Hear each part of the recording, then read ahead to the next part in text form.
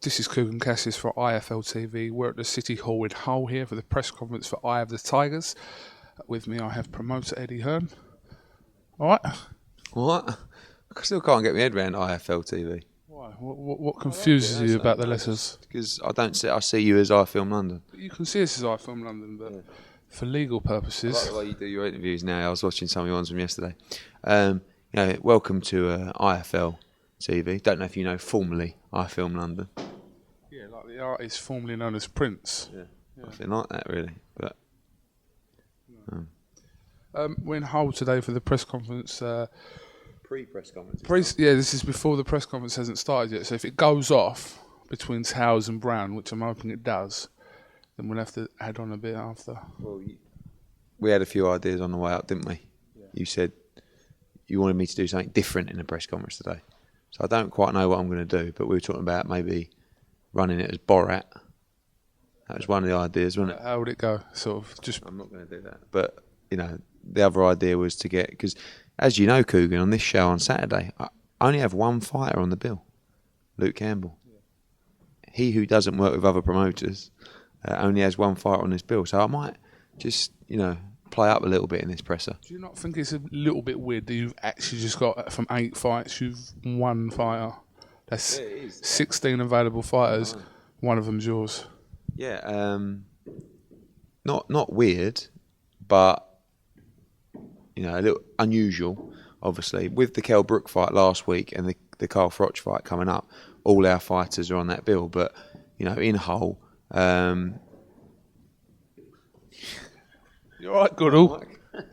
In Hull, obviously, we've got the opportunity to work with a lot of fighters, and the opportunity come up to work with Ricky Hatton on the Brown against Towers fight, which is a fight I really like. And obviously John Simpson and Tommy Coyle's a great fight as well. I work closely with Steve Wood, who's with Tommy Coyle, and Samir, who's with the Ingalls, and Josh Warrington, who's with Steve Wood. Just a lot of great 50-50 fights. So, but I'll be there more as a fan on Saturday than sort of screaming and shouting. I'm really looking forward to it. You're a fan anyway, aren't you? Fanboy. You are a bit of a fan anyway, aren't you? Yeah, I'm a fan. I'm a big fan. Massive fan.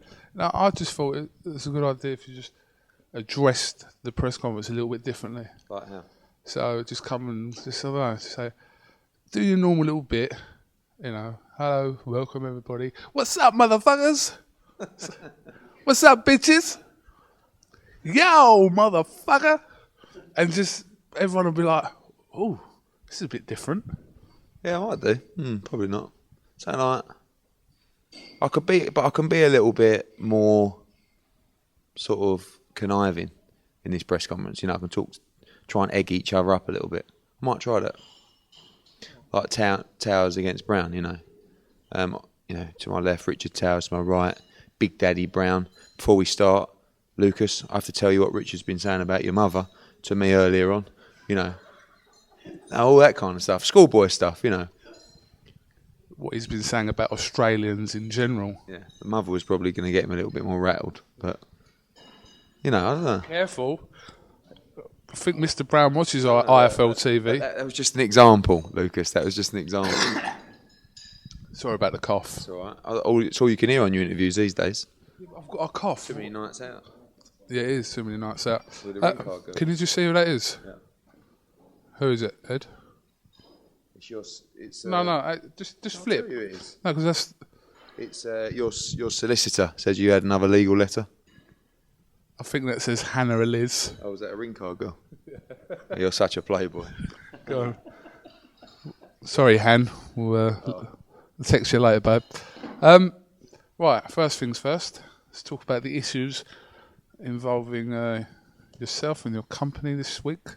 There was a statement put out about Stephen Smith in the last couple of days. What is the situation? The statement said that Stephen's unable to fight on the 23rd of November, I believe. Against Gary Sykes. Yeah. We've been waiting, obviously, for the Bulls' decision. The statement that was made come from a letter that was sent to a lawyer. The statement wasn't made by the British Boxing Board of Control. It was adapted. Some parts of a letter that was sent to lawyers. Situation's quite simple, as I see it. As I always explain, people need to learn to read. Contract is terminated, and then we can begin discussions with that fighter. Now, that situation is Stephen Smith will not be fighting Gary Sykes on December the 7th. As I said in the press conference, he was happy to take care of that obligation and fight on the 23rd. The board clearly won't allow that. So therefore, Stephen would like to fight on the 23rd of November. In my opinion, what the board cannot do is stop a fighter, a human being, from making a living. If he's got an obligation to, a hearing and 25% or whatever the percentage is has to be lodged with a board, more than happy. But what a board cannot do is stop a fighter from fighting. Stephen Smith's got a family to provide for. He's got mortgage to pay. And we'll be making the request for him to box on November 23rd, of which I cannot see how that can be denied. But it's a funny old game. Is there an argument that you should have had all this sorted out before touting dates when Stephen may be fighting and who he may be fighting with? No. I never said that I never confirmed the fight with Gary Sykes. I said he's got an obligation to fight Gary Sykes. We're happy to make that happen on the 23rd. It's up to the board. Stephen never signed a bout agreement for that fight. So that's the board's decision. I'm not going to go too deeply into that. In terms of what we could have done differently, nothing at all. We were approached by Stephen Smith to box for Matchroom Sport. He's a free agent. He terminated his existing contracts. That was confirmed to us by his legal team, who are very competent. And therefore, we move forward for a fight on the 23rd.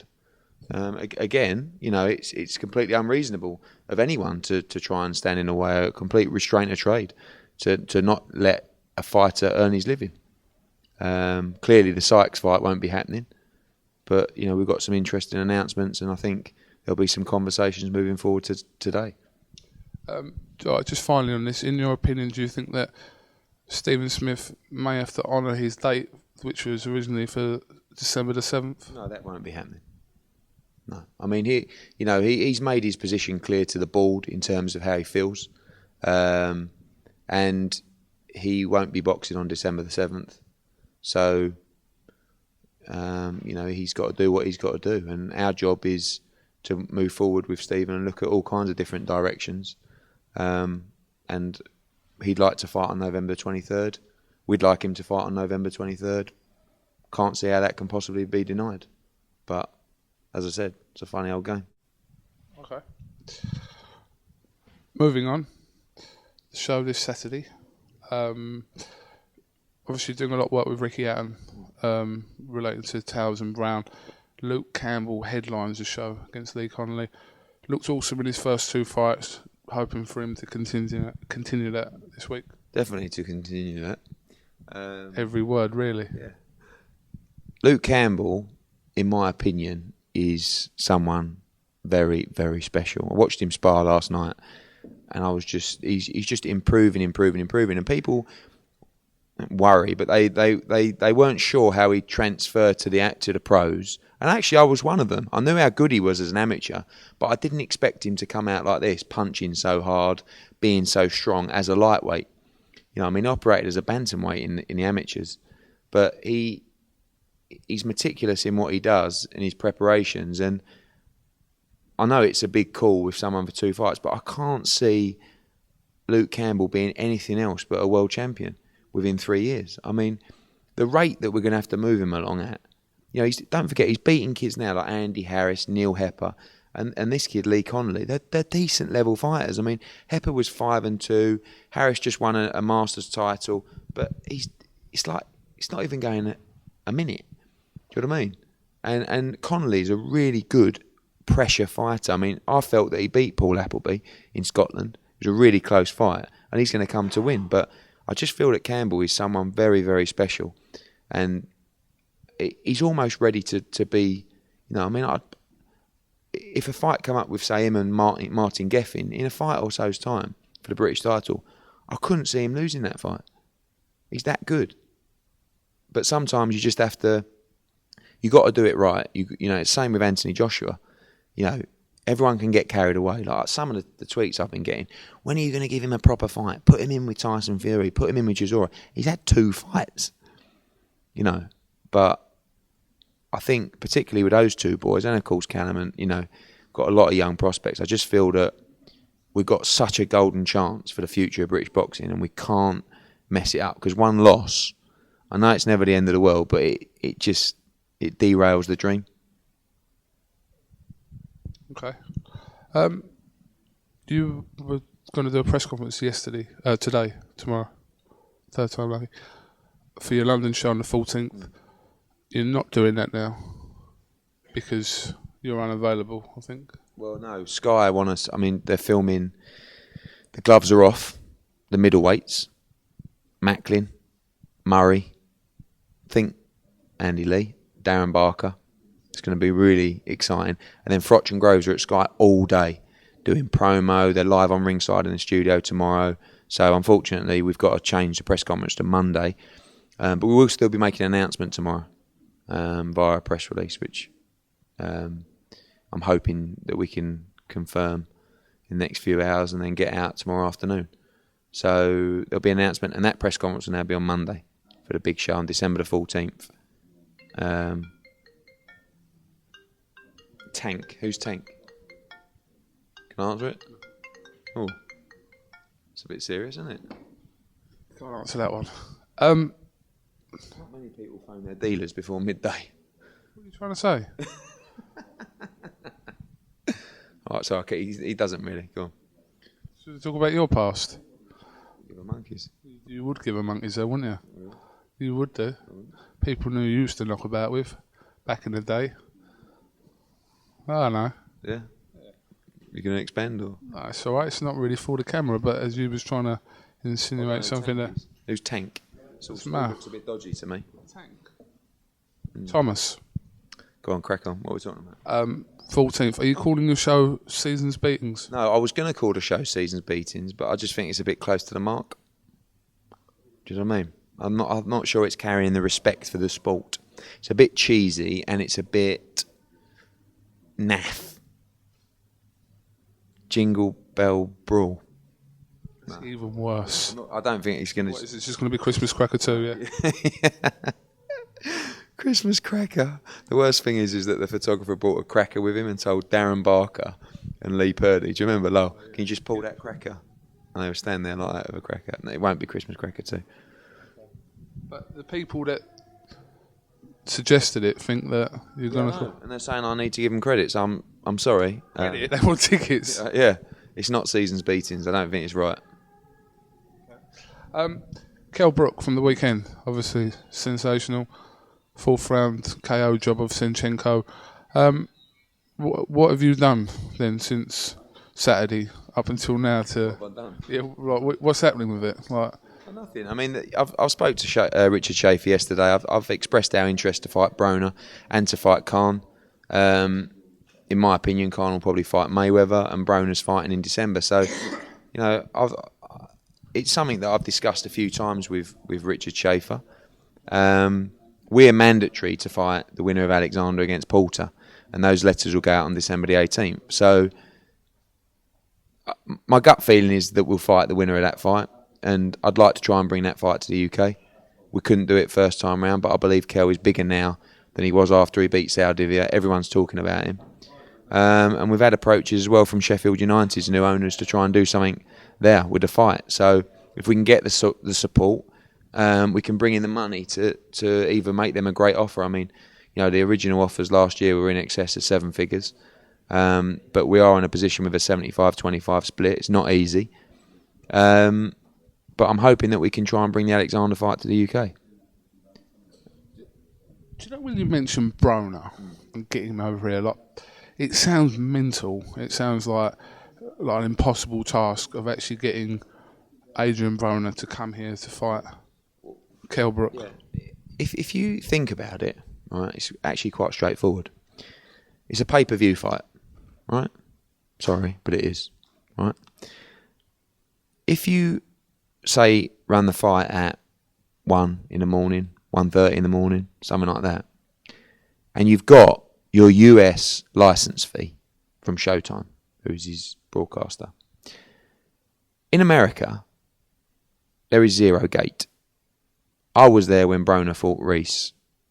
I believe they sold less than 2,000 tickets. So, keep your US licence fee, come to the UK, 20,000 crowd minimum, and that's just if you go indoors. Think of the gate revenue there. Bring in UK pay-per-view. Think of the revenue there. And I banded around figures of 4 million and stuff like that. I believe that's the increased potential revenue on top of his purse, for the fight. So I don't understand where the issue is. And I've said to Richard Schaefer yesterday, I think there's a huge amount of revenue to be added to Broner's end. I think the question more is whether he'll want to come to the UK. I believe the money's there. Do you understand? I understand. It just seems a bit, I'm not going to say far-fetched. Do you know what? It's more to the point of him coming over here, the whole Showtime issue. He may not want to, but all I'm saying is there's a hell of a lot of money for him to come. So, listen, he may not. He may just want to stay in America, knocking out his porn films. Great press conference, wasn't it? I don't think they'd understand a word of each other. Listen, I was involved with the tank. He's clucking. People are going to want to know tankies, yeah. I think Broner's entertaining. I know he's a bit of a prat sometimes, but he's a character, isn't he? But my gut feeling is that we'll fight Devin Alexander. Or Sean Porter. No, that ain't happening. Well, I'm just saying, or Sean Porter. It ain't happening. It ain't happening. Is there a chance that Alexander could vacate before then? Yes. There's a chance. I wouldn't be surprised. Then he'll probably fight Lee Purdy, wouldn't he? Why? For what? The European title? Well, I'm just saying. It's probably one of your fighters he'll fight for the vacant title then, wouldn't he? Oh, Kell. Yeah. Oh, no, I think there's a few fighters to get past on the mandatory. I think Kevin Bizier's up there. Canadian kid. But I think with Kell now, it's just a case of being patient for the next 2 or 3 weeks. He's going to Cancun on Friday with his missus and his kid. Then he come back. Then we've got the Froch Groves that he's going to. Then he's going to come out with me to Bellew against Stevenson. Then he's going to go to Barker against Sturm. So, he's going to be keeping himself busy there and just ticking over. And I think by the end of that period, we'll know exactly where we are. When are you going to announce your big signing? What big signing? I just heard rumours that you're signing some big signing. It's not something we've discussed. When you say we, do you mean me and you? I know I've eavesdropped a few of your phone calls in the car when you think I'm asleep. No, listen, as always, we're talking to a number of fighters at the moment, but there will be new signing or in the next week. Tank. It's Tank again. Why don't you just answer it? Answer it now. Go on. What's up, Tank? I'm doing an interview right now. Listen, I'm doing an interview right now. I'm filming, so the phone kept ringing, so I've had to answer it. All right? Go. Tank. You shady. I tell you, you got IFL TV. It's all a front, isn't it? It's all a front, IFL TV. Why is it a front? It's a front for the bigger picture. Okay, which is? Can't say. Say what you say. Can't say. I want to put you in that sort of position. Fair enough. What else you got going on then?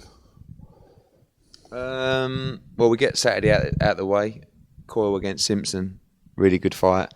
Mamoon against Warrington for the Commonwealth featherweight title.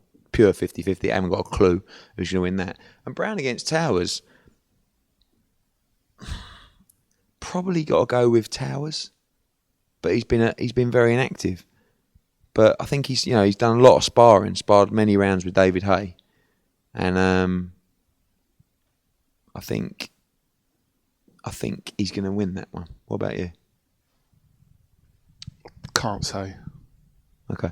And then I've got to interview both of them in a minute. And then basically after November the 2nd, it's just gearing up for Froch against Groves. We'll announce the full undercard on, I think, Tuesday next week. Do you want to make sure? Quig's opponent as well. Quig's opponent will be announced on Tuesday as well. There'll be at least 2 more fighters added to that bill. And then all gearing up for Froch Groves, just all full steam ahead. A lot of pre-fight activity, a lot of workouts, a lot of press conferences, obviously the weigh-in. And then straight after that, fly out to Quebec for Bellew against Stevenson. Are we? No, you can come to Stuttgart though. Oh no. And then back straight after that for Barker against Sturm. And then the week after that, it's a big London show. So it's a big finish to the season. Yeah, not season. Well, it's good. I watched a good film the other day called The Iceman. You should watch it. Why? Why should you watch it? What made you say? I mean, there must be a reason that made you bring that film. I watched it about 2 or 3 days ago, and it was really good. The Iceman. Watch it. I think you would like it. He doesn't remind me of you. He's like a Polish hitman, so obviously not. But it's a really good film. Yes. What's that? That was a Polish hitman. Was it? What are you going to do in the press conference then? Just give us a little taste. I don't think I'm going to do anything because I can't just turn it into... of Richard Schaefer? No, not again.